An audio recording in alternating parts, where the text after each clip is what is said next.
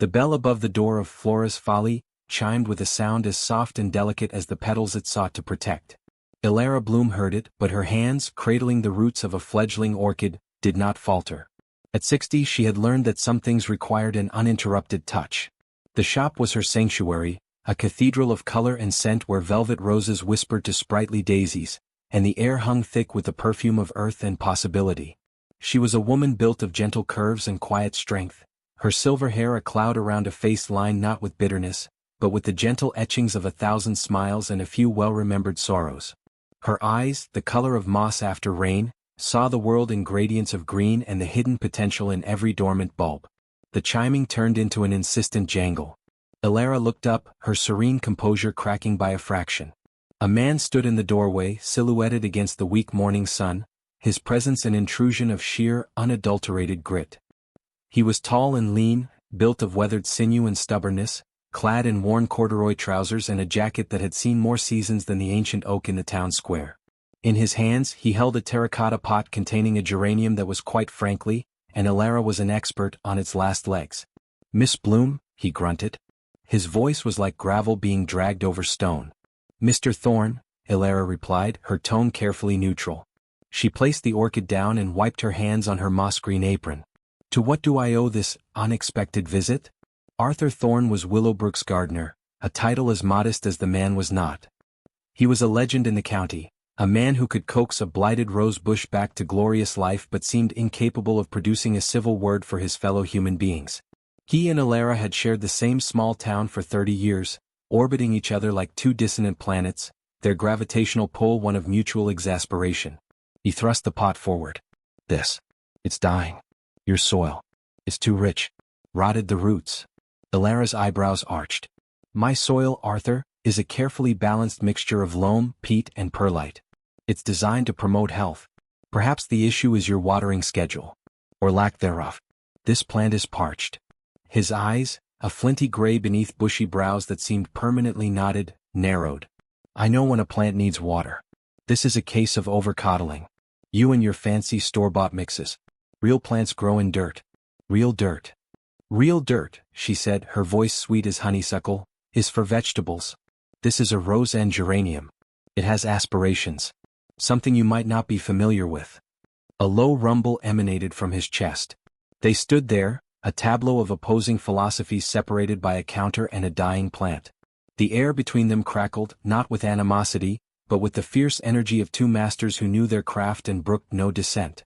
The standoff was broken by the arrival of Brenda Higgins, the town's mayor and a woman whose enthusiasm could power a small generator. She bustled in, a whirlwind of colorful scarves and relentless optimism. "Elara, Arthur. Perfect, you're both here," she trilled, clapping her hands together. Arthur Thorne looked as if he'd just been offered a bowl of slugs. "I was just leaving." "Nonsense," Brenda declared, planting herself firmly between him and the door. "I have the most wonderful news. The town council has voted unanimously. We're launching the Willowbrook in Bloom festival this spring. A whole month of events to celebrate our communities, Bloom." Elara smiled warmly. "That sounds lovely, Brenda." Arthur grunted. "And the flagship event," Brenda continued, her eyes sparkling, "will be a weekly gardening show. Willowbrook Grows. We'll host it in the community hall, broadcast it on the local radio, and have live demonstrations. It will be marvelous for morale." "How nice," Elara said, already mentally planning the floral displays she could feature. "And you too," Brenda beamed, looking from Elara's politely interested face to Arthur's stony mask, "will be the co-hosts." The silence that fell was absolute, broken only by the faint, desperate sigh of the geranium. Elara's smile froze. "I'm sorry?" Arthur Thorne found his voice, a disbelieving bark. "Absolutely not." "Oh, but you must," Brenda insisted, her cheerfulness now taking on a steely edge. "You are the two pillars of horticulture in Willowbrook. Elara with her magical touch for arrangement and indoor beauty, and Arthur with his legendary prowess in the earth. You represent the yin and yang of gardening. It's perfect." "It's insanity," Arthur corrected flatly. "We can't stand each other." "A minor detail." Brenda waved a dismissive hand. "It will add spice. Think of the dynamic. The florist and the grump. The people will love it. It's for the community, you see. It's your civic duty." Elara felt a cold dread trickle down her spine. Co-host a show? With him? The man who referred to her prized peonies as pompous puffballs? Brenda, I have the shop to run, Elara began. And I have a greenhouse full of seedlings that require my attention, not my prattling, Arthur finished. Brenda's smile didn't slip, but it became a fixed, formidable thing. The council is counting on you. The budget is approved. The posters are being printed. It starts next Saturday. 10 o'clock. The community hall. Be there. She patted Arthur's arm, which was as rigid as an iron bar. And for heaven's sake, water that plant, Arthur. It looks miserable. And with a final triumphant swish of her scarf, she was gone, leaving behind a silence thick enough to plant seeds in. Elara looked at Arthur. Arthur looked at Elara. The geranium, forgotten on the counter, seemed to wilt a little further. This is your fault, Arthur muttered darkly. My fault. Elara's composure finally shattered. How, in the name of all that is green and growing, is this my fault? You and your frilly notions of gardening. You've made it seem like a hobby. A parlor game. Now they want a show. And your dour, joyless approach is the alternative? She shot back. Weeding as a form of penance? You'd have the entire town growing nothing but cabbages and thistles. He took a step closer and she caught the scent of him, fresh-turned earth, hard soap, and a faint, intriguing hint of wood smoke. Cabbages feed people. Your orchids just sit there looking superior. They create beauty. They lift the spirit. A full stomach lifts the spirit just fine, woman. They were nose to nose now, the counter the only demilitarized zone. Elara's heart was pounding, not with fear, but with a furious, thrilling energy she hadn't felt in years. I am not doing it, Arthur stated, his voice low and final. You have to, Elara replied, her own voice softening with a sudden, terrible realization. And so do I. He stared at her, his gray eyes searching her moss-green ones. Why? Because, she said, her shoulders slumping in defeat, she's right. It is for the community. And because if we don't, Brenda Higgins will never, ever let us hear the end of it. A muscle twitched in Arthur's jaw. He looked from Elara's resigned face to the pathetic geranium and then back again. He let out a long, weary breath that seemed to deflate his entire frame. Without another word, he picked up his dying plant, turned on his heel and stalked out of the shop, the bell jangling a discordant farewell behind him. Elara Bloom stood alone in her fragrant, colorful sanctuary, and for the first time in a very long time, it felt terribly, terribly small. The Willowbrook Community Hall was a monument to well-intentioned mediocrity. It smelled of lemon-scented polish and the faint, lingering ghost of 1,000 baked potatoes from long-ago parish suppers. On a small, rickety stage, a table had been draped with a faded green cloth. 2 microphones stood sentinel, looking as uncomfortable as Elara felt. She had arrived 15 minutes early, hoping to claim some territorial advantage. She'd arranged a beautiful centerpiece of white hydrangeas and lavender, a silent statement of her aesthetic. She sat primly on one of the 2 folding chairs, her hands clasped in her lap, wearing a simple linen dress the color of a summer sky. Arthur Thorne arrived at 1 minute to 10. He did not so much enter as invade, bringing with him a gust of cool air and a palpable aura of resentment. He was wearing the same corduroys and a clean but equally worn checked shirt. He carried a single rugged-looking trowel, which he placed on the table with a definitive thud, right next to the hydrangeas. He did not look at her. He sat, the folding chair groaning in protest under his weight, and stared fixedly at the far wall as if trying to bore a hole through it with the sheer force of his displeasure. Brenda Higgins, acting as producer and director, bustled about with a clipboard. A handful of Willowbrook senior citizens, the town's most dedicated and critical audience, had gathered in the front row of chairs, their faces a mixture of curiosity and anticipation. Wonderful. We're all here. Brenda chirped, adjusting a microphone. Now, remember this is being recorded for the radio. Just be yourselves. Talk about what you love. Arthur, you start with a tip for early spring soil preparation. Elara, you can follow with something about, I don't know, pretty indoor plants. And then, just chat. Ready? 3, 2, she pointed a finger. A red light on a small recording device blinked on. Arthur Thorne leaned toward his microphone. Dig, he said. His voice, amplified, was like a rock slide in the quiet hall. There was a long, painful silence. Elara stared at him. He stared back, a challenge in his eyes. She forced a brittle smile and leaned into her own microphone. What Mr. Thorne means to say, she began, her voice honey smooth, is that this is the perfect time to gently turn the soil in your garden beds, incorporating some well-rotted compost to awaken it from its winter slumber. Arthur's eyebrow twitched. I meant what I said. Dick, don't mollycoddle it. The earth isn't a sleeping baby. It's dirt. It needs to be broken up. With a spade. He held up his trowel for emphasis. Of course a spade, Elara said, her smile tightening. But the way you dig is crucial. You want to aerate, not annihilate. It's a gentle awakening. It's a chore, Arthur countered. You dig, you weed, you plant. No poetry to it. Just work. But the work is the poetry, Arthur, Elara said, her passion overriding her annoyance. The feel of the cool soil, the promise of a seed, the satisfaction of creating life and beauty from mere dirt, he finished for her flatly. The audience was leaning forward, utterly captivated. This was better than the television soap operas. The hour that followed was a masterclass in passive-aggressive horticulture. Elara would describe the spiritual joy of companion planting. Arthur would detail the most effective pesticide for eliminating the resulting aphids.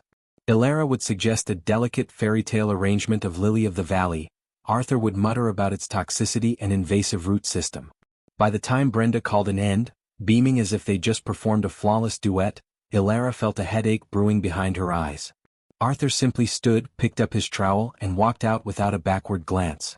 The show, against all odds and reason, was a roaring success.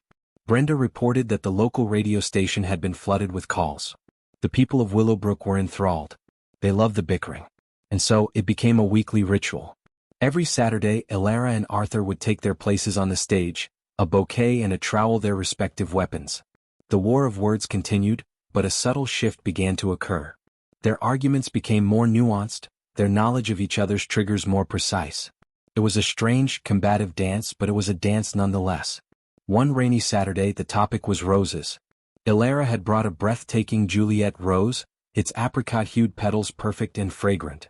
The rose is the queen of flowers, she said, her voice full of reverence. A symbol of love, beauty, and enduring passion. Arthur, who had been unusually quiet, grunted. Also a symbol of futility. Thorns, black spot aphids. High maintenance. Like a fancy car that's always in the shop. The small audience tittered. Elara's smile was strained. Perhaps you've never met the right rose, Arthur. Some are bred for resilience as well as beauty.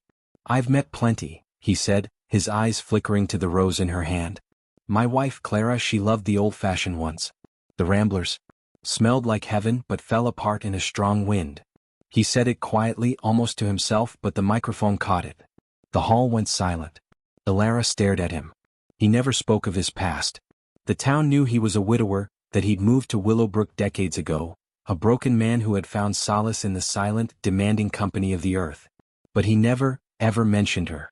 He seemed to realize his mistake, his face closing up like a fist.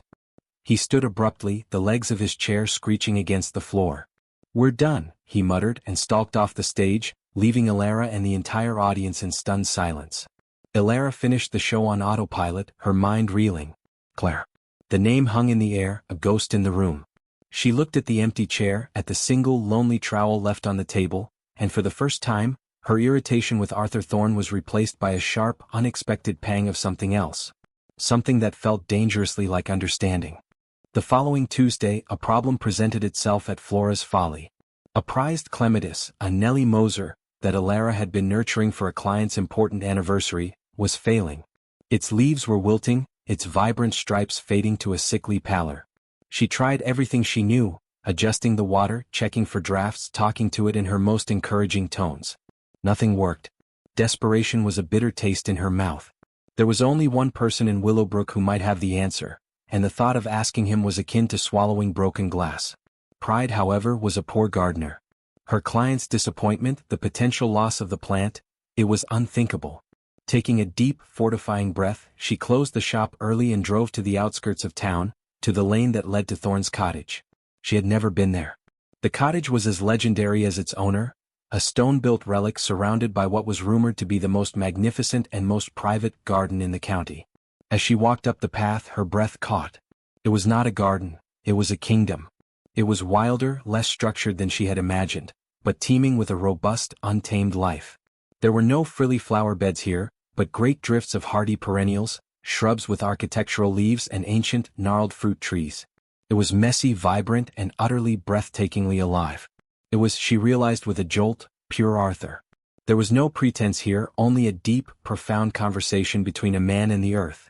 She found him on his knees in a vegetable patch, his broad back to her, his hands buried in the soil as he tenderly transplanted young leeks. The sight was so intimate, so at odds with his public persona, that she almost turned back. "Arthur?" she said softly. He started, turning his head sharply.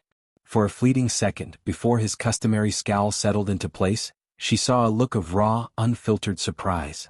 "What are you doing here?" She held up the ailing clematis in its pot. "I need your help." He stood, brushing the dirt from his knees. He didn't speak, just looked from her face to the plant and back again. He could have refused. He could have mocked her. He did neither. He simply took the pot from her hands, his rough, calloused fingers brushing against hers for a moment, sending an unexpected shiver up her arm. He examined the plant, turning the leaves, probing the soil with a critical finger. "Wilt," he pronounced. "Fungal. Probably from overwatering and poor drainage. Your fancy potting mix." Elara bit back a retort. "Can it be saved?" "Maybe." He walked towards a cluttered potting shed and she followed. Inside, it was a chaotic symphony of tools, bags of soil, and trays of seedlings. It was the antithesis of her tidy shop, yet it felt just as sacred.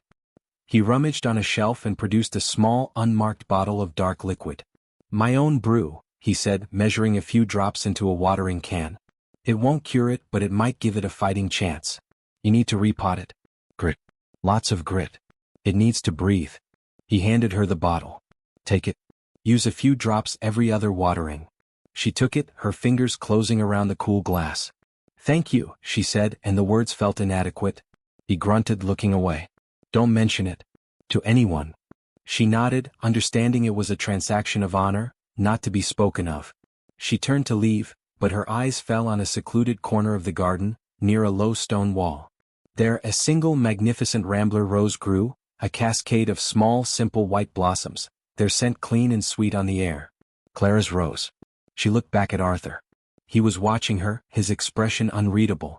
"It's a beautiful garden, Arthur," she said softly. He just gave a curt nod, his gaze shifting to the white rose. "It's a work in progress." As Elara drove home, the little bottle of remedy on the passenger seat, she felt the foundations of her world subtly rearrange. The grumpy gardener was not just grumpy. He was a man who brewed remedies for ailing plants, who tended a wild, beautiful garden as a silent tribute, and who knew the secret to saving Aunt Nellie Moser. The enemy was suddenly, terrifyingly, becoming a man. The next gardening show was different. The usual barbs were there, but they lacked their former venom. When Arthur criticized the fragility of her favorite ferns, Elara simply replied, "Perhaps they just need the right conditions to show their strength." And when Elara suggested a particularly decorative but useless plant, Arthur didn't scoff. He just said, "It has its place, I suppose. If you like that sort of thing." The audience was almost disappointed. After the show, as they were packing up their things, Arthur cleared his throat. It was a rough, unfamiliar sound. "The clematis?" he asked, not looking at her. "It's perking up," Elara said, a genuine smile touching her lips. "The grit in your brew, it worked. Thank you, Arthur. Truly." He nodded, fiddling with the strap of his trowel case. "Good." He hesitated, then blurted out, "There's a plant sale. At the Horton Manor greenhouse. Tomorrow. They have rare specimens. Heirloom varieties. I'm going. If you wanted to see. For the show." Elara stared at him, utterly dumbfounded. Was Arthur Thorne asking her out? Not on a date, surely. This was a reconnaissance mission. A professional collaboration. Wasn't it? I'd like that," she heard herself say. The trip to Horton Manor was a revelation. They drove in Arthur's dusty pickup truck, the cab filled with the scent of him and the quiet hum of the engine. The initial silence was awkward, but as they walked through the vast greenhouses, something magical happened. They stopped being adversaries and became colleagues. They discussed soil pH with the intensity of philosophers debating the meaning of life. They argued over the merits of different tomato cultivars with a passion that was almost comical. Arthur pointed out a gnarled, unassuming shrub that produced the most fragrant lemons Elara had ever smelled. Elara showed him a delicate epiphytic orchid that grew on air and rain, a concept that made Arthur shake his head in bewildered admiration. "It makes no sense," he murmured, peering at the orchid's exposed roots. "No soil. How does it stand?" "It holds on to the trees," Elara explained. It finds strength in something else. A partnership. He looked at her then, a long, thoughtful look, and she felt her cheeks grow warm. On the way back, with a truck bed full of new acquisitions, they stopped at a small country pub. Over steak and ale pie and a glass of red wine, Arthur talked. He told her about Clara, how she had been bright and laughing, how the Rambler Rose had been a wedding gift, how the garden had been their shared dream before she got sick. He spoke of the years of silence that followed, of finding his voice again only in the language of seeds and seasons. And Elara spoke too. She spoke of her own quiet life, of never having married, of pouring all her love and longing into her shop, of the small loneliness that sometimes visited her in the still of the evening among the sleeping flowers. They were no longer the florist and the grump. They were Elara and Arthur.